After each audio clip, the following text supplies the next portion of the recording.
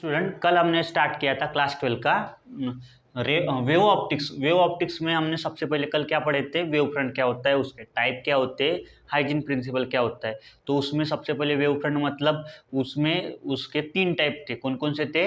Spherical, दूसरा cylindrical और तीसरा रेक्टेंगुलर। स्फेरिकल कब होता है? जब पॉइंट सोर्स होता है। और सिलेंड्रिकल कब होता है? जब लीनियर सोर्स हो। और तीसरा कौन सा है? प्लेन या रेक्टेंगुलर वेव फ्रंट, वो कब होता है? जब पॉइंट सोर्स हो पर वो बहुत दूर हो। ओके। उसके बाद में आज हम पढ़ने वाले हैं रिफ्रैक्शन ऑफ प्लेन मिरर। उसमें आएंगे 2 केस। पहले केस में क्या करेंगे, हम रेयर मीडियम से डेंसर मीडियम में जाएंगे, और दूसरे केस में denser medium to rare medium में जाएंगे। बराबर। तो सबसे पहले ये हो गया एंगल ऑफ इंसिडेंस। और जब 2 पैरेलल रे आ रही है तो और यहाँ पे क्या रहते हैं, दोनों वेव आइडेंटिकल रहते हैं दोनों। तो दोनों का वेव मतलब wave length, amplitude, time period सब कुछ सेम रहता है। तो ये जो एडिशनल डिस्टेंस ट्रेवल करती है वो कितना डिस्टेंस रहेगा? v1 into T.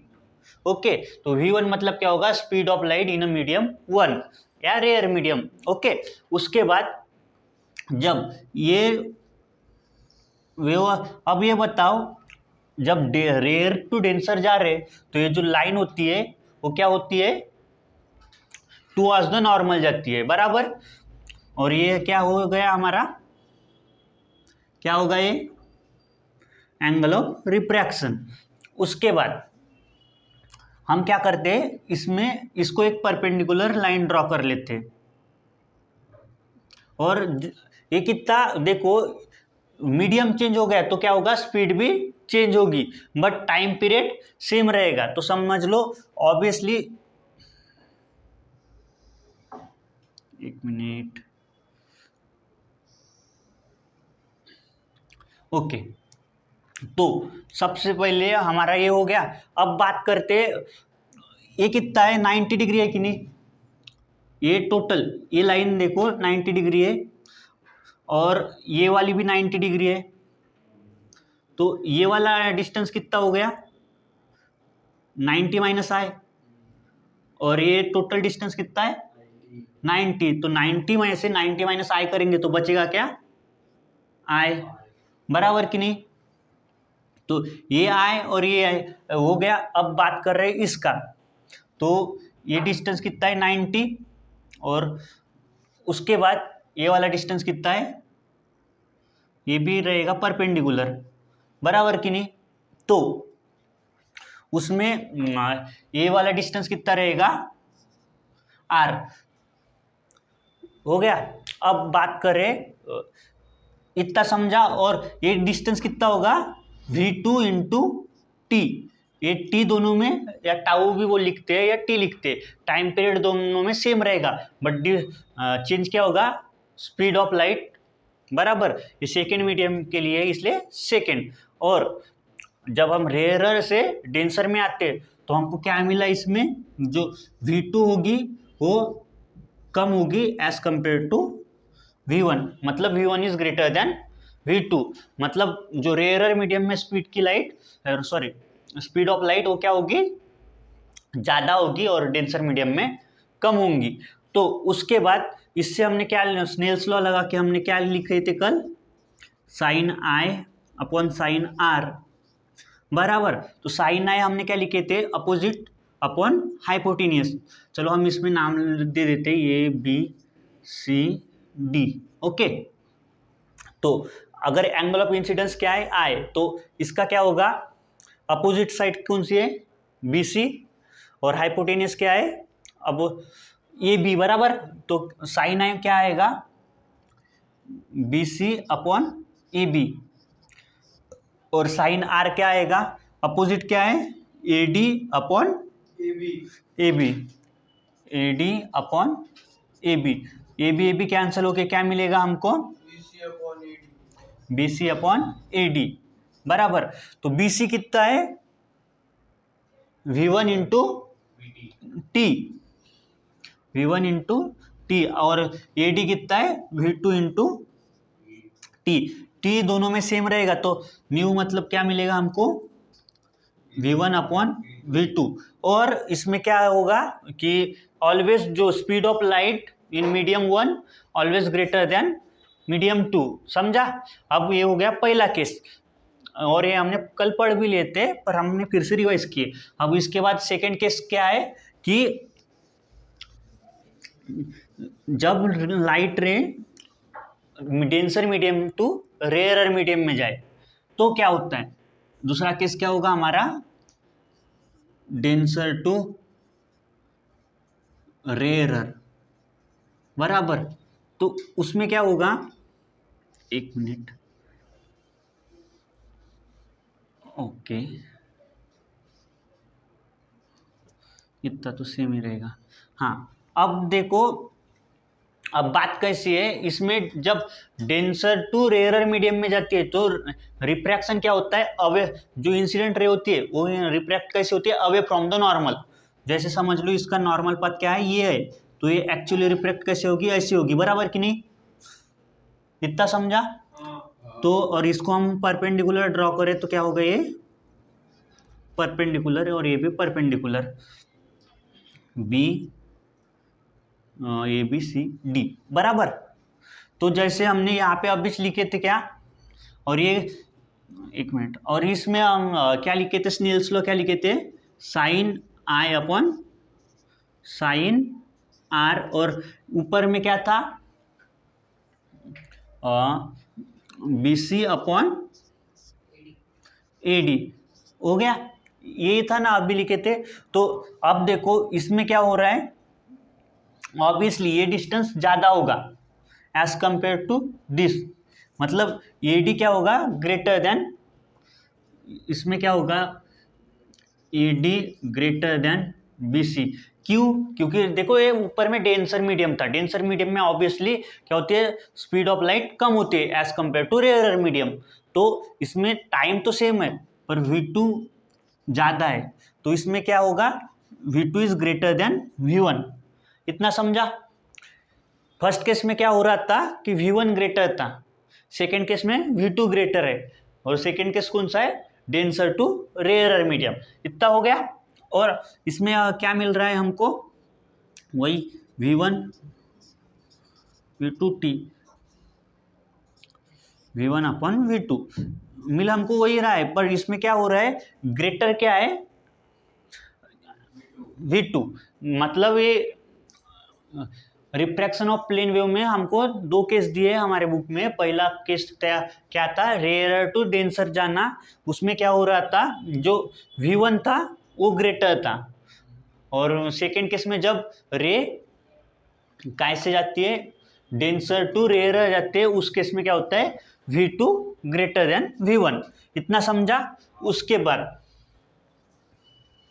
जो इंटेंसिटी और एम्पलीट्यूड, उनका रिलेशन क्या होता है, जो इंटेंसिटी ऑफ वेव होती है is directly proportional to square of the amplitude. Okay, ये इसके ऊपर बहुत सारे क्वेश्चन आते हैं जेई में हमारे, कि जस्ट पूछा जाता है कि इंटेंसिटी डबल हो रही है तो एम्पलीट्यूड कितना चेंज हो रहा है। तो इंटेंसिटी और एम्पलीट्यूड का रेशो आपको पता होना चाहिए, क्या होता है, intensity is directly proportional to square of the amplitude. Okay, उसके बाद हमारा नेक्स्ट टॉपिक है, अभी हो गया रिफ्रैक्शन, तो बचेगा क्या, रिफ्लेक्शन।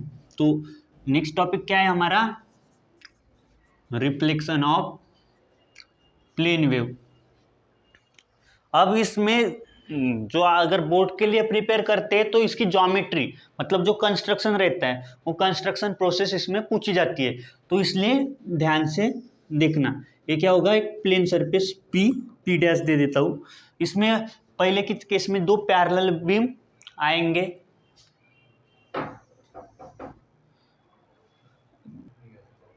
हाँ, तो अब क्या पढ़ेंगे अपन, रिफ्लेक्शन ऑफ प्लेन वेव। तो उसमें क्या करेंगे, सबसे पहले दो पैरेलल बीम लाइट के आएंगे, तो हम स्टार्टिंग में क्या करते हैं, परपेंडिकुलर ऑलवेज ड्रॉ करते हैं, बराबर। तो ये जो एक्स्ट्रा डिस्टेंस होगा वो, और ये यहाँ पे एक नॉर्मल रहेगा,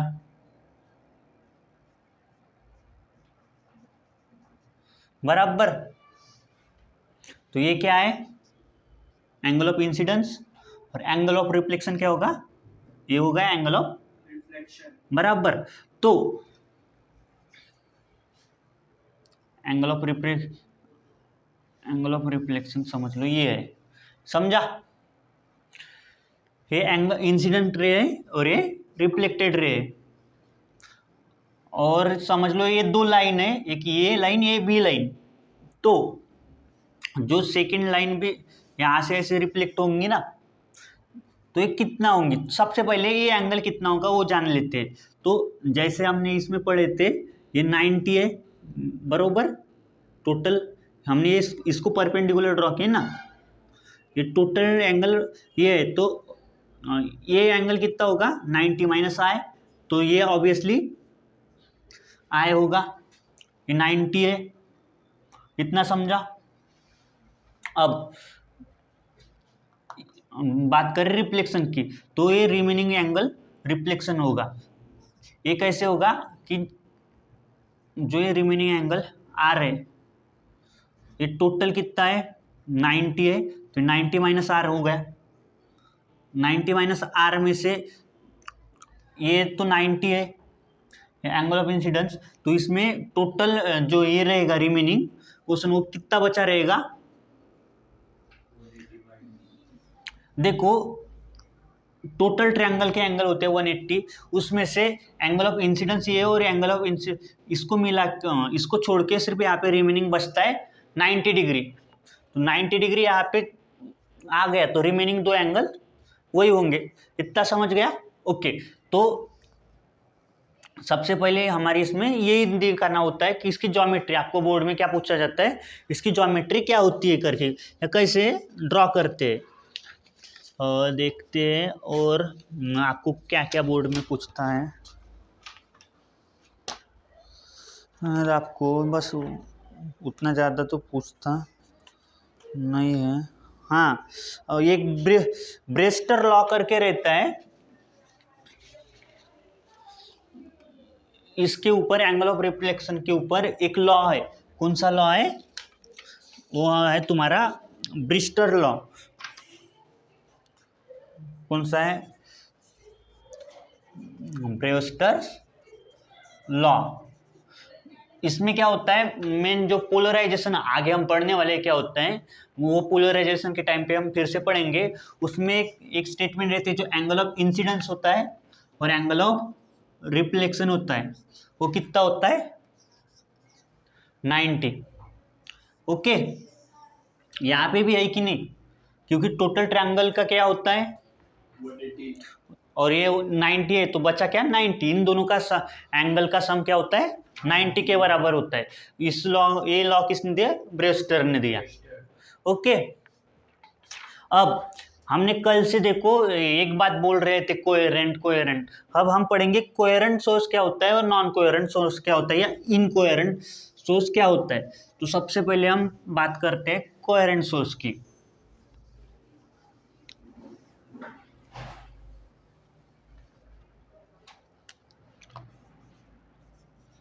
कोहेरेंट सोर्स बराबर,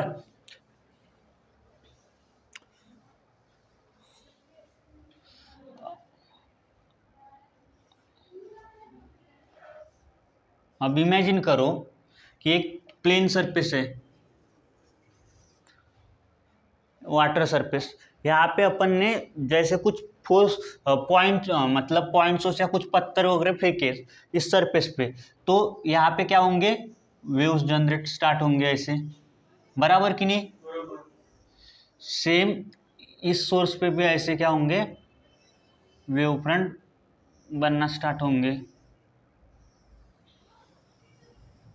ओके, उसके बाद ये जो दोनों सोर्स है, इन दोनों सोर्स के इक्वल डिस्टेंस पे अगर मैं यहाँ पे पी पॉइंट दे दूं, यहाँ से और यहाँ से ये डिस्टेंस और ये डिस्टेंस, समझो ये S1 है सोर्स 1 और ये है S2, और S1P इक्वल टू S2P, मतलब ये दोनों डिस्टेंस अगर सेम हो तो ऑब्वियसली इसकी जो फ्रीक्वेंसी होगी, टाइम पीरियड, एम्पलीट्यूड सब कुछ आइडेंटिकल है इसका भी। तो यहाँ तक आने के लिए ये वेव के फॉर्म में ऐसे आएंगे ना वेव के फॉर्म में, तो ऐसे वेव के फॉर्म में आते आते, अरे यहाँ पे गलत बन गया, ये जो दोनों वेव्स रहेंगी वो क्या रहेंगे, आइडेंटिकल रहेंगे। आइडेंटिकल का मीनिंग क्या रहेगा, दोनों का जो फ्रीक्वेंसी, टाइम पीरियड, एम्पलीट्यूड सब कुछ सेम होगा और फेज डिफरेंस भी सेम होगा। और ये कब होगा, जब पॉइंट पी दोनों से इक्वी डिस्टेंस पे, दोनों के इक्वल डिस्टेंस। रॉक जो फेंकेंगे उन दोनों का मास भी सेम होना चाहिए ना उसमें। हाँ, तो उस टाइम पे सेम सोर्स आइडेंटिकल, बस यहाँ पे जो हम ये क्यों फेंक रहे हैं कि दोनों आइडेंटिकल वेव, तो आइडेंटिकल वेव कब होंगे, जब दोनों के तरफ आइडेंटिकल स्टोन फेंका जाएगा, बराबर कि नहीं। तो ये दोनों क्या होंगे, ये जो वेव्स जनरेट हो रहे हैं वो दोनों तरफ से सेम होंगे, आइडेंटिकल होंगे, तो यहाँ तक आने के लिए इक्वल टाइम लगेगा, उसको बोलते हैं अपन कोहेरेंट सोर्स। बट अब केस सेकेंड, यहाँ पे समझो ये पी पॉइंट है, तो ये नॉट इक्वल टू, ऑब्वियसली जो S1 डिस्टेंस होगा और ये S2 से डिस्टेंस होगा सोर्स 2 से, ऑब्वियसली इक्वल होगा क्या, नहीं होगा। तो इसमें कुछ ना कुछ फेज डिफरेंस आएगा, कुछ ना कुछ फेज डिफरेंस आएगा। तो उसमें क्या होता है, इनकोहेरेंट सोर्स में क्या, इनकोहेरेंट सोर्स में क्या बोलते हैं, ये वो कोहेरेंट हो गया, ये बात कर रहे हैं अपन इनकोहेरेंट की। इनकोहेरेंट सोर्स किसको बोलते हैं, जिसमें फ्रीक्वेंसी सेम हो सकती है, एम्पलीट्यूड सेम हो सकता है, बट उसमें कुछ फेज डिफरेंस हो सकता है। जैसे कि अगर हम एक 2D में समझना चाहें तो समझ लो, और जो पहले इसमें हो रहा था पॉइंट सोर्स में, उसमें इंटरफेरेंस, जो दोनों वेव एक साथ मिलके फिर से सेकेंडरी वेव फ्रंट बना रहे थे, उसको हम बोलते हैं कंस्ट्रक्टिव इंटरफेरेंस, बराबर। और जो सेकेंड केस में होगा वो एक दूसरे को कैंसिल आउट करेंगे, इसलिए हम बोलते हैं उसको डिस्ट्रक्टिव इंटरफेरेंस। मतलब कोहेरेंट सोर्स में क्या होता है, कंस्ट्रक्टिव इंटरफेरेंस, और इनकोहेरेंट सोर्स में क्या होता है, डिस्ट्रक्टिव इंटरफेरेंस। ओके, तो जैसे पहले केस में क्या होता था कि ये जो वेव थी, मतलब ये दोनों का same amplitude, same phase difference, पूरे आइडेंटिकल थी, तो ये दोनों एक जगह पे आके कॉम्बिनेशन मिला के सुपर पोजिशन होने के बाद बड़ी वेव यानी कॉम्बिनेशन हो रहा था, तो उसको हम बोलते हैं कंस्ट्रक्टिव इंटरफेरेंस। बट जो हमारा सेकेंड केस है, सेकेंड केस में क्या है, इनकोहेरेंट सोर्स में, इसमें क्या होता है, एक सोर्स का कुछ ना कुछ लैग होता है। जैसे समझ लो कि ये ऐसा, अब यहाँ पे देखो, इमेजिन करो यहाँ पे मैक्सिमम है, यहाँ पे देखो कुछ ना कुछ तो डिफरेंस है, तो जो एम्पलीट्यूड वैरी होगा, तो ऑब्वियसली इसका जो कॉम्बिनेशन होगा या सुपरपोजिशन, वो क्या होगा, डिस्ट्रक्टिव टाइप का, इसको बोलते हैं अपन डिस्ट्रक्टिव इंटरफेरेंस, और उसी को अपन कोहेरेंट सोर्स भी बोलते हैं। कोहेरेंट सोर्स मतलब क्या होता है, उसमें फेज डिफरेंस होता है। ओके, इसमें एम्पलीट्यूड वगैरह सेम हो सकता है, बट ऑब्वियसली अब देखो समझो ये एम्पलीट्यूड और ये एम्पलीट्यूड सेम है, बट फेज डिफरेंस तो है ना, फेज डिफरेंस की वजह से डिस्ट्रक्टिव होगा। दोनों में आइडेंटिकल वेव फ्रंट रहते, मतलब वेव दोनों में आइडेंटिकल रहते हैं, बट डिफरेंस क्या रहता है, फेज डिफरेंस का। कोहेरेंट में जो फेज डिफरेंस होता है वो 0 होता है, और इसमें कुछ ना कुछ फेज डिफरेंस होता है, इसलिए इनकोहेरेंट सोर्स बोलते हैं। ओके, अगला पार्ट हम कल पढ़ेंगे।